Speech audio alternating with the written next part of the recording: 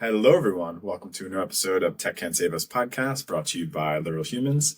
As always, I am Paul David, your host and CEO of Literal Humans. Today, we're talking about revolutionizing digital fundraising. We're joined today by Zaynab Tariq, co-founder and COO of CerealBox. Welcome to the pod. Thank you so much for having me. Excited to be here. You had a nice long, where'd you come in from today? Did you have a long commute? To be honest, it wasn't too bad. I was dreading it because I was on the Central Line, but hey, it's not too bad. Central Line can be rough. It can be. Someone who lives on the Central Line, I can tell you it's, I used to live on the Overground. And I was just so lucky. It was just so nice. Conditioner, you get to see the sun. Yeah. Only London folks can relate to this, but we digress. We're here today to talk about kind of the nonprofit sector and the work that you're doing. One thing you write about in your bio is that you realized the sector was lagging behind in terms of tech adoption, and you kind of set out on a mission to change that. So by way of introduction here, CerealBox combines growth hacking strategies from marketing with research from the third sector to help charities raise more funds. That's exciting. You've raised over 40 million so far, is that right? Yeah, we have. That's amazing. Well done, first of all. Wow. Like half of our work at Literal Humans is charity work, so we love anything. We're in the middle of and we should interview you for this, writing a white paper about how charities can engage in digital transformation. So we should definitely talk. For sure. Get involved there. Thanks for taking the time today. So let's just jump in and want to frame the problem, the challenge that you're dealing with for our audience. Why do you think it is that the third sector is so much slower in adopting these new technologies and these technology-based approaches than the private sector? Just big, broad, easy question to start off. Cool. And it's a good question to start with, actually, because, to understand why the sector is the way it is, you kind of need some context as well. So one of the things that we noticed as well is that unlike any other sector, the charity sector is bound by financial constraints and public scrutiny. And when that happens, every pound needs to be carefully considered. And when this happens, the sector's decision makers are forced to operate in a culture that is essentially very, very risk averse. And because of that, because when you're operating in a sector that's really risk averse, creativity and experimentation are often incredibly limited. And what that means then is that change and adoption are often frowned upon based off of the fear that if you get something wrong, then you'll have to deal with the consequences of that. And that often supersedes any need to change, even if it means potentially maximizing how much money you can make as a charity. It's probably also worth adding a D&I perspective on this as well. When a lot of the people in the rooms, if you have a look at them, they often look the same and sound the same. And that means that often the ideas that are brought to the table are the same too. So charities are almost trapped in a box of essentially their own design, right? And this came to light more so when I was doing my postgraduate studies, and they revealed a statistic that a third of the decision makers in the room, their names were John and Michael, which speaks volumes about the types of diversity we were seeing in the charity sector. And to add to that, I was also the youngest person on the course by just shy of a decade, and that trait kind of followed me around to every other charity that I worked with after that too.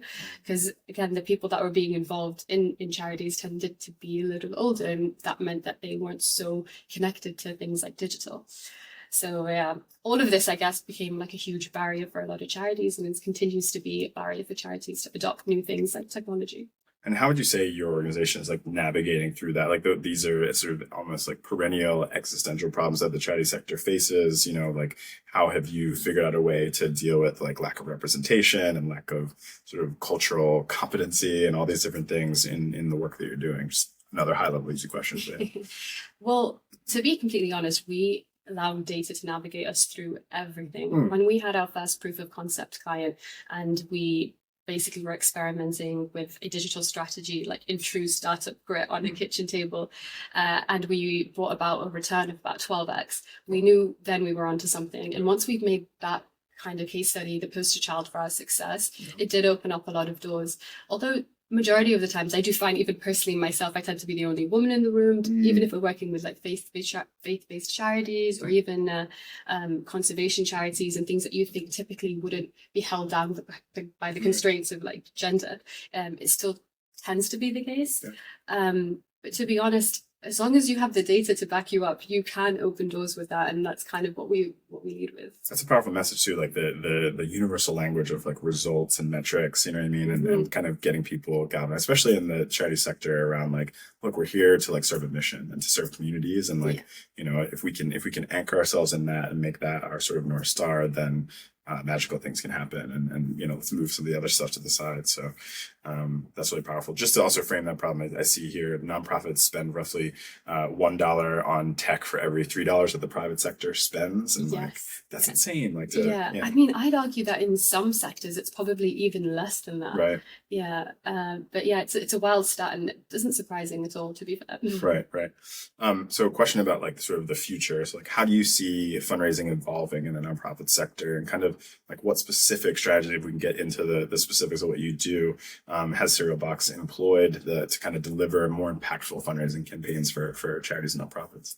So a lot of it was essentially, the first stage was kind of deconstructing some of the misconceptions that charities had around fundraising. So one of them being that it's an expensive form of advertising. And if you compare traditional to digital, it tends to not be as expensive because you have the freedom of movement to change or adjust your campaign in a way that reflects better results, right?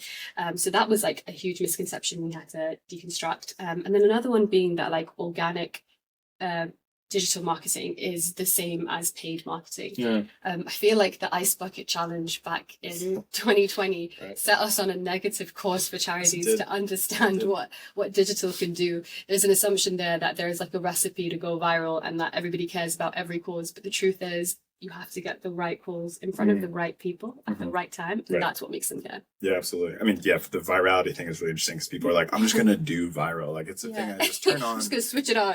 Flick viral switch, and it is now viral. But that is a challenge I think like people in the marketing space like face, is like, you know, people chasing virality instead of like really understanding, you know, like the components of it, and as you said, timing and sort of, content, stuff like that. So yeah, most definitely. So once we came to a place where we essentially deconstructed some of these ideas with some of our clients, and then started to think about how charities can essentially navigate through this space. A lot of it was just taking lessons from the for-profit sector and applying them to a non-profit context. And what that meant is the same way that you receive an ad of like some influencer talking about a product that they really like, you could essentially apply that same model to a charity, and it does deliver results. I would be cautious though in thinking about the types of content that you push out, because different types of content talk to different types of people. And we test rigorously at CerealBox as well to find the winning combination and the winning recipe for each client too. Would love to hear a story about like a particularly successful campaign you ran where like storytelling played a crucial role, and like what lessons you learned from it. Most definitely. So the first one that comes to mind was we were working with this disaster and humanitarian relief charity, and they had some healthy budget to produce a commercial, and they wanted a high production commercial with all the bells and whistles of a regular ad. We love a cinematic ad, right? And the ad was great. People loved it. But in parallel, we had one of their aid workers that was on the ground walk around and just make videos about what was happening, who he was helping, what they were doing. And the analogy we gave him was speak to the camera as though you're speaking to a friend on FaceTime. And those videos outperformed the commercial, the cinematic ad by a landslide. And even though we tested them with controlled variables and we tried to keep as much as we can the same, it was a massive lesson in understanding that it's not just the stories you tell, but it's how you tell those stories as well. And it's our blueprint to charities about how it doesn't have to be expensive. It's free to shoot video like that. And I think people are finding too that like I think there's even data about this, that like the less cinematic, more personal, more sort of like, you know, quick, like ad hoc, I'm just throwing something up here, tends to play better in many cases than the big cinematic, well-produced sort of piece of content, especially a video. So that's really interesting to see that bear out. Yeah, most definitely. I think authenticity plays a key role, especially when it comes to charities, because you're not selling a product, you're almost selling a feeling, and that feeling has to translate through the content. The best way to do that is to get people to do that. Selling a feeling, that's really well said. Curious to hear, like, beyond storytelling, everyone's like into storytelling now, but like, what are other tactics and approaches that you've seen work really well in the context of, driving fundraising results for NGOs? So from a strategic point of Yeah. view, there are a couple of things that you can think about, and my ad manager will probably kill me for sharing this, but one of the things that we noticed is that the old school kind of way of doing digital marketing was to pick a target market, pick a demographic, and the more specific you are, the more specific you are as possible, the better it's going to be, right? So you're talking demography data, interest data, and all of that. Psychographic data, all that stuff. Exactly. Yeah. And use that as your North Star to target people. But what we found that that's actually not the most effective way to run your campaigns.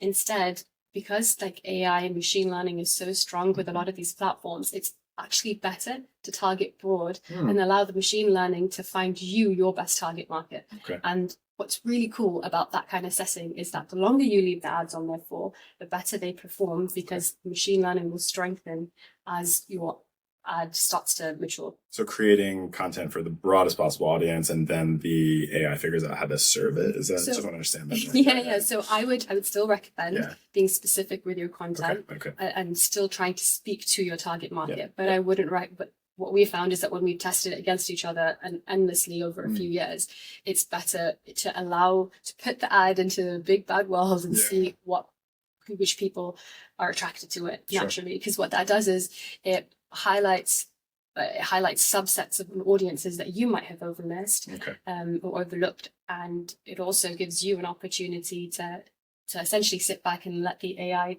do its thing. And when you trust the ad platforms with their like recommended features and settings, that's usually when they work best, because they've built it, they know how it works, right? So is it that like the AI ML is just better at targeting than humans? Is that kind of the essentially they'll basically adjust their targeting strategy based off who has clicked on your ad and interacted with it, and that will strengthen over time. So. But they're not yet better at the content and the creative. Not yet. They're getting there. They're getting there. Watch out. In terms of like channels, do you focus on any specific channels and why? And just kind of like, what have you learned about which content performs best on which channels? I'm sure it varies from nonprofit to nonprofit, but just curious to hear about that. Obviously, like you said, it varies from nonprofit to nonprofit. It also depends on budget largely. But the two that we always put at the forefront of most campaigns is probably Google and Meta. So Meta including Facebook and Instagram.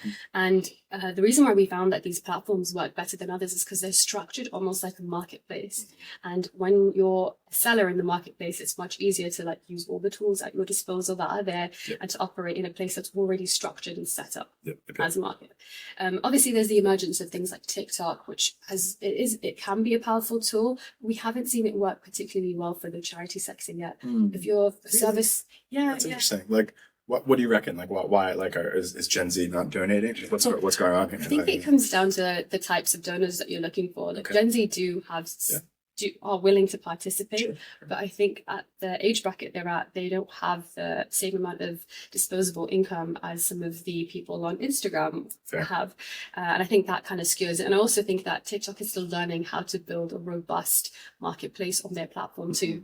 There's things like TikTok Shop and stuff that work really good for e-commerce brands, but again, if you're a charity, it's not so much you can do there. So that's a really interesting tidbit. Like, you wouldn't quite at this point recommend charities to like go big on TikTok, like right now, just given where TikTok is, where the algorithm is. So that's I mean, it kind of depends. Like, if they've got like a big healthy budget, I say by all means experiment. Like, it's really hard to make assumptions without having to test, which is why testing is such a big part of what we do at CerealBox.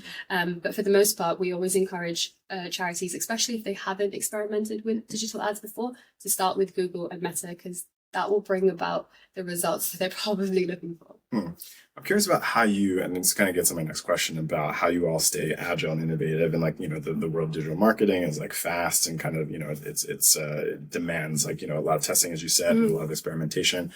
How's this affordable for nonprofits? Like, for charities, like we're working with the charity. You might actually bring you into this one. We'll see about that.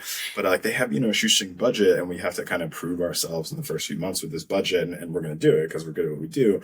But it's a real challenge. So like, how do you make what are like really, it sounds like really premium services where you really test and you really understand and implement? How do you make that affordable for charities and nonprofits? So I'll answer the first question first about remaining agile in this space. So my co-founder and I have always been massive advocates for learning, and even ourselves as well as our team, they're all super nerds when it comes to anything marketing. And it does also really help that our team is very impact driven, which means that they understand there's a direct correlation between education and like the impact they can have. learning this small little tip or watching this video or this seminar means you can build more schools and you can feed more children, and having that connection really helps keep everybody on the ball when it comes to trends and changes. In terms of like making it affordable, I think the biggest thing that people miss out on is that testing doesn't have to be too expensive. Like Meta itself has so many inbuilt like tools that you can use, including there's one called the dynamic creative, which is our favorite. And essentially this tool basically allows you to test different combinations of a call to action, of a visual, and what it does is it spitballs different variations of these to find the winning combination, and it does it within 48 hours. So your ad spend doesn't have to be very high in order to figure out what your winning combination is. And once you have your winning combination, then it's easy to scale up and put money down. This is so like good for the consumer. Like, how is this scalable, for the ad platforms? Like if the costs are maybe, like, I don't know if they're going down, but it sounds like they're quite reasonable. Like, how is that working for the ad platform? Because I think the way we've engaged sometimes with Google is like, they basically give you a bunch of like shitty advice, about like just spend, and then you reach a certain level of spend, and then they actually like give you good advice. You get into like the sort of, you know what I mean? So like, I'm trying to understand how that actually works for the ad platforms, but also the nonprofit as well. Right? So we found that like the winning formula in order to find that sweet spot is basically scaling up slowly and continuing to, as you're testing, that's when you want to start scaling up.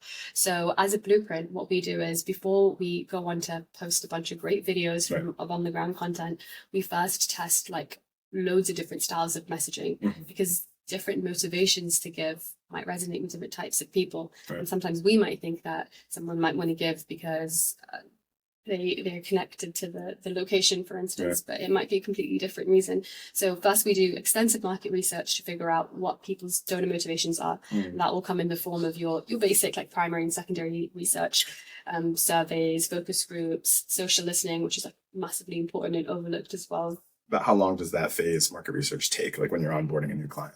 Well, we can do it within a week now because our teams go really good. That's fast. Okay.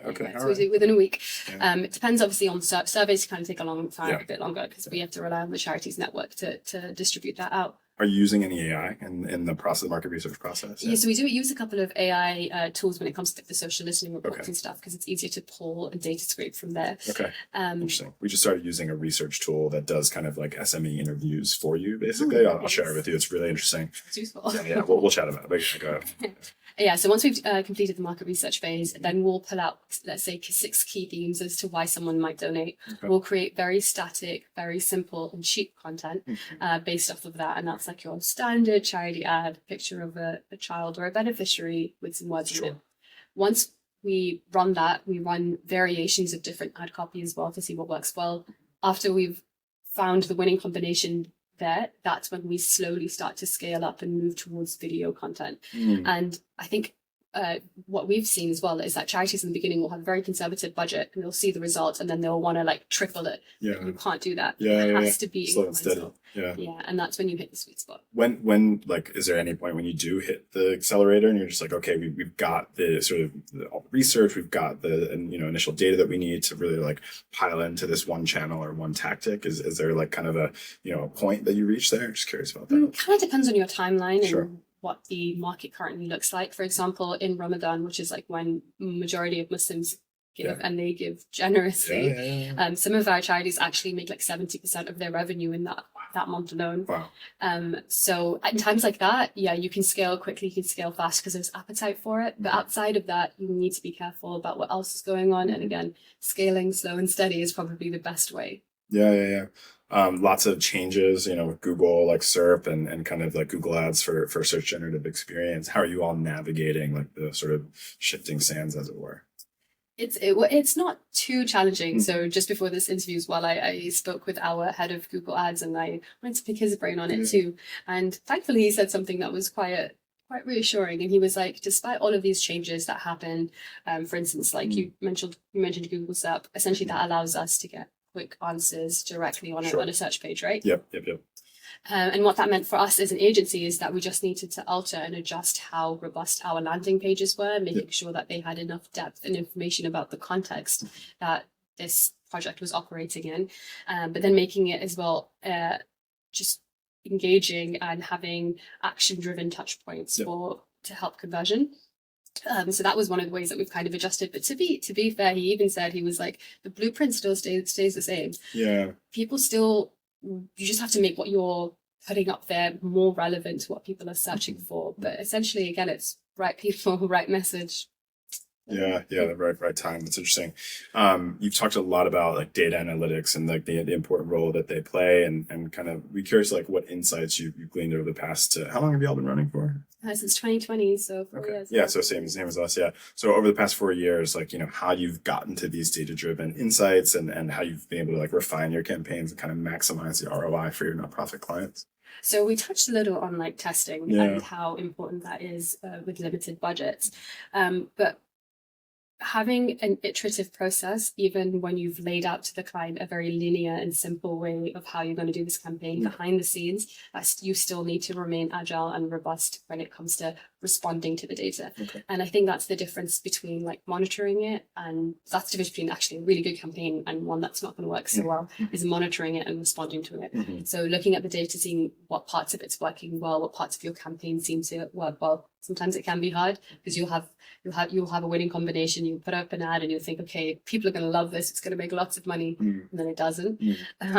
But essentially, you have to continue to remain responsive, I guess, is the best way to put it. And it strikes me that there's like a huge people element to that, because you've got to have like the right human looking at the data who's able to glean the right insights at the right time to inform the campaign, that hit people at the right time, the right place, all that stuff. So like, how have you thought about talent and people, and like sort of making sure that you've got, the team that can sort of, download that data and understand it and then execute on it? That's a really great question. We don't get asked about our team enough because I love talking about them. Nice. But our team are incredible. So it was really hard to find anybody who specialized in this very obscure niche that we operate in. So everybody who we brought to the table, especially in the early stages, we were like, we have this crazy idea. No, there's no information or any training that we could give you because it doesn't exist. We're just going to wing it and see what happens. And our team has now, I can honestly, wholeheartedly say that they are now the experts at digital fundraising, because they've taught themselves what makes a great digital fundraising campaign. And oh gosh, I've forgotten your question now. No, just, I mean, I'm looking at your team, like they're incredibly diverse. They're absolute experts in their field. I think there's something powerful about like diverse team of experts that kind of looks like the audiences that they're serving to some extent. I think that's really powerful. Yeah, most definitely. And that's unfortunately on the website, that's not even all the team. There's about 15 to 20 of us now as well. Wow. And one lesson though that we've learned from this experience of sourcing great talent has been to look just beyond like our immediate networks. Our team is spread out across Dubai, Canada, Pakistan, Bangladesh, and the talent that you find there and the commitment is unmatched. And people really have an appetite to learn all around the world. And the boundaries of co-working that like COVID broke down for us meant that we could access these people. So you've got broader than the UK talent market purposes. So how do you stitch all that together? Like, how do you build a global team, keep them all, moving? It's a challenge. I feel really sorry for our account managers because they're always operating on like 5 different time zones. And like I said, our team is incredibly patient. So sometimes, especially in Ramadan, they were taking like calls at like 3 a.m. for them. So it was really unfortunate. But again, I think when you have a team that's committed to the cause and have a passion to be the best in their field, they will do whatever it takes in order to make that happen. We do try to do lots of like virtual bonding sessions as well to get to know each other, and I think once you go through stressful periods as well together, bonds are made. So it's hopefully in the future we're hoping to bring all the team together and tour some of the places that we have helped change. That'd be amazing, professionally, and just like social experience. We do like a drawing game sometimes. We'll do like a social on Thursday evenings and stuff like that. We have some team members in like Zimbabwe and Canada, Nigeria, where else? Barcelona and stuff like that. So the team gets to see how poorly their CEO can draw because I am the worst, like both giving design directions and creating design. So it's kind of fun to laugh at me. Curious to hear a bit more about your specific, co-founder story, and our listeners just generally like to know about the professional and personal experiences that have led you to the seat that you're in. So curious if there was like, any specific moment that sort of it dawned on you, like, oh, this is the cause I want to dedicate the next, few years of my professional life to, and like, what was there a moment for you, or what kind of was the catalyst for your work at CerealBox? So luckily, my co-founder and I have been raised together, and we've been doing like lemonade stands and nice. stuff since we were kids. Great We always knew we were going to do something big together. We Yeah. just never knew what it was. And then we kind of went in completely different directions. He went down marketing route and I went straight into nonprofits, but I always had a flair for marketing, so I'd always have one foot in with it, with any project that he was working on. And this all kind of came about because as I was working in the nonprofit sector, and I was mainly working in the marketing for these nonprofits, I just noticed that there was just this huge gap between the way nonprofits and for-profits market.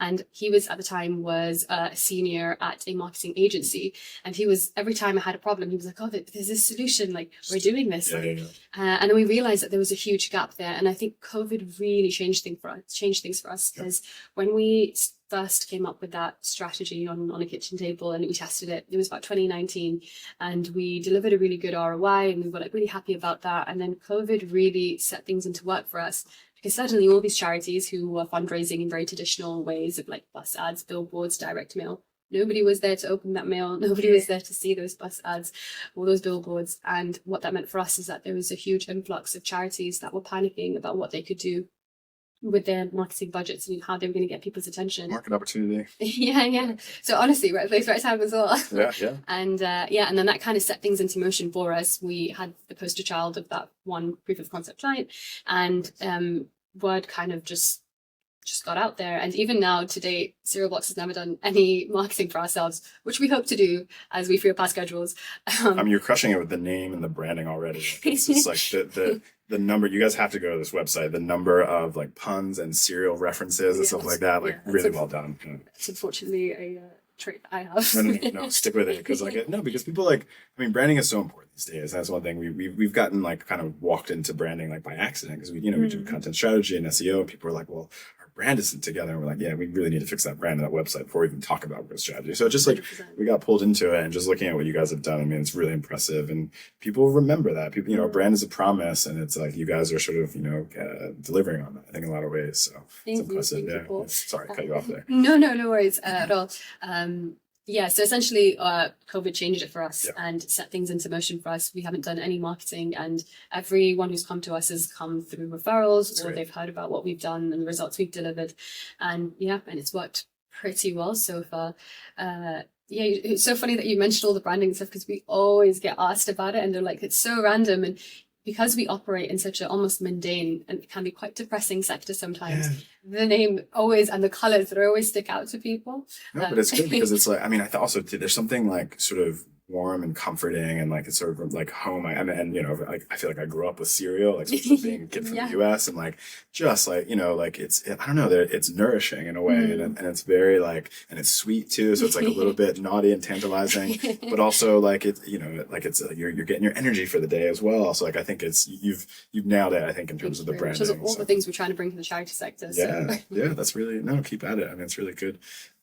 Curious just about a bit more about like, we try to ask folks for advice, and so we like to ask them like, what's worked for you? So like, that maybe there's like a young Zaynab out there who's like listening to this and like is maybe going to start their organization that's focused on marketing and in the charity sector or something else. Like, what's worked for you? Maybe one thing personally, and then one thing professionally, in terms of like, accelerating and supporting your journey to where you are today.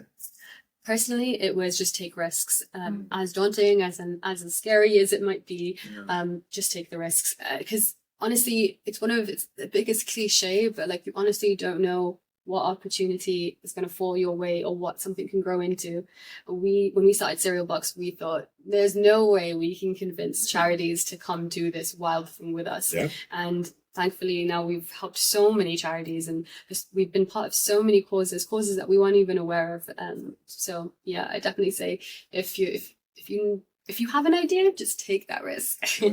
I'd also say, like, one of the things that always confused me growing up is I come from a family of essentially academics. My sister's a doctor. My other sister is a psychologist, and they all went into like the medical health field and knew exactly what they wanted to do. Sure. I had no clue. At another interview I was at, they asked like, what did I want to be as a child? And I remember my dad, I think he still has this piece of homework, and it was like, what do you want to do when you're older? And I was like, do good stuff. And that was like the most I knew. And I guess the point being, like, you don't have to have a clear set path towards something. if you've got a vibe of what you want to do, chase that and follow your instincts, and it will lead you somewhere if you put the time in. I like that. Chase the vibe, take risks. That's a good Yeah, chase the vibe. Good sort of, yeah. From a professional perspective, I would say cross-sector learning, because that's been the key that's held up CerealBox and is at the forefront of everything we do. A lot of the answers that we needed, you couldn't find in the sector we were operating in. And it's only even now when we go beyond it that we find all the answers that we're looking for. I think it's a really important piece too, because like I think we now live in a world where it's like easy to, you know, any of us can sort of go down the rabbit hole. We can go deep because we have this incredible tool, the internet, and now, you know, generative AI and stuff like that. But like the people who are able to stitch it together across different sectors, I think are the ones, you know, the ones who have range across different disciplines are the ones who are going to kind of win in the future and are building organizations that can do that as well. And I think that's empowering, but also scary in a way, because it forces people maybe who have gotten comfortable being specialists kind of to lift their heads up and like look cross-sectorally and interdisciplinary. So that's one thing I think we try to pride ourselves is like, you know, everyone on our team is a strategist, you know, everyone, even if you're a writer, designer, or a social media maven, like you're also a strategist, you know, and you kind of have to think laterally as well. So that's a good tip. I'm going to take that to CerealBox. Yeah, no, definitely do it. Curious to hear about, just as a kind of wrap thought is predictions you have, because we've like look at some of the data about, you know, at least in the States, like nonprofit giving declining and like people, you know, concerns about, you know, levels of giving for like, you know, new generations and things like that, and just like a general worry, you know, especially in the nonprofit sector about like where's this going, you know, in terms of the stability. So yeah, just curious to hear what you see coming down the pike in terms of charitable giving, nonprofit, you know, development, and yeah, any predictions you might have. Cool. So off the bat anyway, like we've seen people's relationships with individual giving change anyway. And the way charities are viewing individual giving is shifting as well. I mean, there's been more appetite to experiment with things like social media, which has been good. But we're also seeing really fun developments in like tools as well. So some of the charities that we worked with through Ramadan, they created like donor automation tools that basically allowed you to schedule your donations across a set period of time. So you could set it and forget it and just continue. Like monthly donations or? Well, essentially, it would be like monthly donations, but it happens every day, because especially for periods like Ramadan, where people get rewarded for giving every single day. So it makes sense to maximize that. Is it called zakat? Is that right? So there's zakat and there's sadaqah. Well done. That's really impressive. Try to do a little research. That's really impressive. But yeah, essentially it was like that. And having a small amount of your donation go out every day meant that the donation value was much higher, because people were giving all their donation for the full 30 days in one go. So it allowed them to budget properly and therefore give more. So that was a really exciting tool that we saw more of. And I think we'll probably see more things like that. Like I'm also a mentor for this really cool project hosted by the Muslim makers. And basically they're a community of like changemakers of mainly Muslim who are attempting essentially to use tech as well for good. And they hosted this thing called a build challenge with one of our clients, a charity, right? And they've got like a team of such incredible and skilled professionals in the tech space who are all competing to build a tech solution for this charity. And there's something like 50 teams as well. Wow. And they've all got about like at least eight or nine people in it. And they're all working on these really exciting solutions. So I do think that there is appetite, especially with this upcoming generation, to bridge the gap between tech and social good. Yeah. Especially as we're seeing people be more values driven. Yeah. So I'm excited to see where it goes, to be honest. You see that with Gen Z, like demanding that the, you know, sort of the brands that they buy from. And I think millennials sort of carved a space for this as well, if I could give them some credit. You know, like to demand of brands, like to be sort of value driven and execute on those brands. I mean, it's, you know, hit or miss. There's lots of stuff on fast fashion and all stuff, you know. Yeah, for sure. But yeah, it seems like it's hopefully heading in a promising direction. And yeah, so cool. Well, where can folks find out more about CerealBox and the work that you're doing, and where can they find you in the interwebs, and any shout outs you want to make? So first, shout out to my co-founder Jamal. None of this would be possible without him. He is the machine that keeps CerealBox going. So yeah, shout out to him. And then in terms of keeping up with CerealBox, unfortunately we don't do too much marketing, Paul. We really need to, but LinkedIn, you can follow Jamal or myself, or our CerealBox page. But then you could also just have a look at our website and appreciate that branding and all those puns. Yeah, and that's cerealboxagency.com, right? That's and the like, one. if you're in for like a treat, if you really like, say, like me, if you're into cereal and cereal related puns and humor, please go to cerealboxagency.com. agency.com.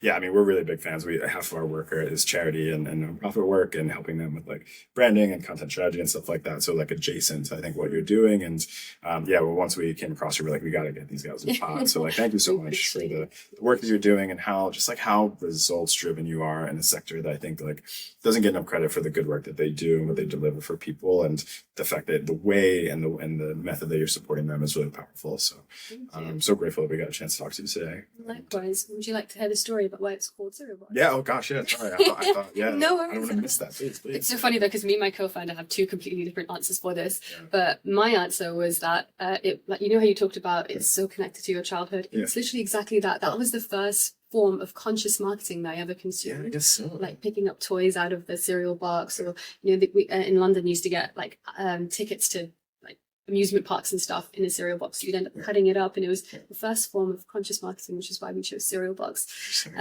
But yeah. Yeah, story for another time, but one of my most memorable, I would say, walks home, let me just put it that way, was in a Tony the Tiger costume from like Halloween. So that's a story for another time. But yeah, I mean, cereal marketing has a really powerful impact.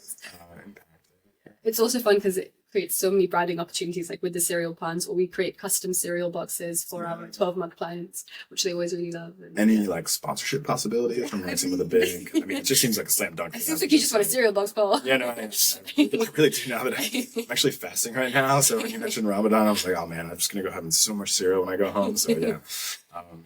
Cool. Well, thank you so much for joining us today. This has been another great episode of Tech Can't Save Us podcast, brought to you by Literal Humans. We've been talking about revolutionizing digital fundraising with Zaynab Tariq, co-founder and COO of CerealBox agency.